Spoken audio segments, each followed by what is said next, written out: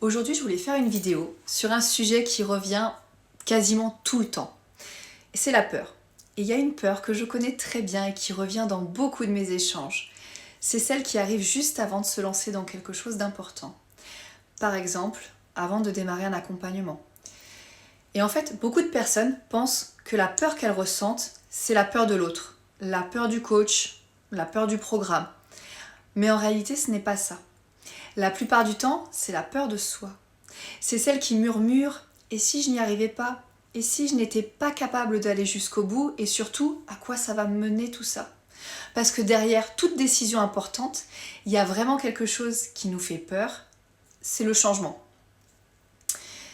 Et cette peur-là, moi je la connais très bien, parce que je l'ai ressentie plusieurs fois, même à chaque fois que j'ai décidé de me faire accompagner ou de changer quelque chose dans la vie.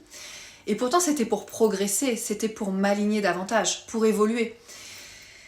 Mais à chaque fois, cette même sensation revenait, le doute. Alors pas tant sur la personne qui allait m'accompagner, pas tant sur son programme, mais le doute me concernant, sur ma capacité à moi d'y arriver, sur ma capacité d'avancer. En réalité, cette peur, elle est complètement normale.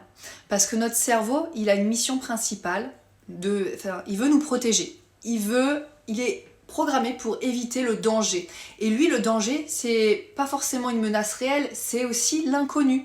Et notre cerveau, il adore ce qu'il connaît. Même si ce que l'on vit aujourd'hui n'est pas parfait, il aime rester dans cet univers familier, dans ce qui est prévisible. Alors quand une décision implique un changement, notre cerveau, il va se mettre en alerte. Et cette alerte, elle se traduit souvent par la peur, par le doute. Du coup, il y a deux conséquences possibles à partir de là. Il y a deux choses qui peuvent se passer. La première, ça va être de rester figé. C'est-à-dire que tu vas écouter ta peur, tu vas repousser la décision, tu vas te dire que ce n'est pas le bon moment, qu'il faut encore réfléchir, qu'il faut encore attendre un peu. Tu vas continuer comme avant. Tu vas te débrouiller seul, tu vas garder les mêmes habitudes et parfois tu vas aussi garder tes mêmes frustrations parce que la peur, elle devient une frontière invisible qui t'empêche d'avancer. Et la deuxième possibilité, elle est différente, c'est celle d'écouter sa peur, mais de ne pas la laisser décider à notre place. C'est d'accepter qu'elle soit là, la reconnaître, mais choisir d'avancer quand même. Parce que avancer malgré sa peur, c'est pas être inconscient, c'est être courageux. Parce qu'il faut savoir une chose, c'est que la peur, elle ne disparaît jamais avant l'action, elle diminue après les premiers pas. C'est un peu comme entrer dans l'eau d'une piscine. Au début, on hésite, on teste avec l'orteil, on met le pied, on se demande si l'eau est trop froide, mais une fois qu'on a plongé, en fait, on s'habitue. Et du coup, ce qui paraissait inconfortable devient normal ensuite. Avec le temps, moi j'ai compris quelque chose d'important. C'est que la peur, ce n'est pas forcément un signal pour s'arrêter. Très souvent, au contraire, c'est le signe que quelque chose d'important est en train de se jouer. Et à chaque fois que j'ai dit oui malgré ma peur, j'ai grandi bien plus que ce que j'avais imaginé. Parce que la transformation, elle ne commence pas quand tout est rassurant, quand on est dans sa zone de confort. Elle commence quand tu choisis de te faire confiance.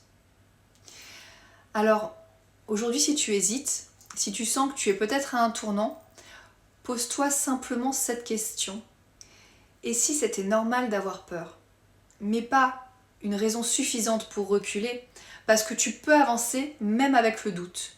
Et surtout, tu n'es pas obligé de le faire seul. Si ce sujet te parle, tu peux me laisser un commentaire en me disant est-ce que la peur te pousse plutôt à avancer ou au contraire à remettre des choses à plus tard. Et puis, si tu sens que tu as un moment où tu as envie d'avancer malgré le doute, tu peux me rejoindre sur LinkedIn où je partage régulièrement des réflexions sur ces sujets. Si tu veux m'en parler en privé, plus concrètement, tu peux aussi réserver un appel avec moi, je mets le lien en description de la vidéo. À très vite.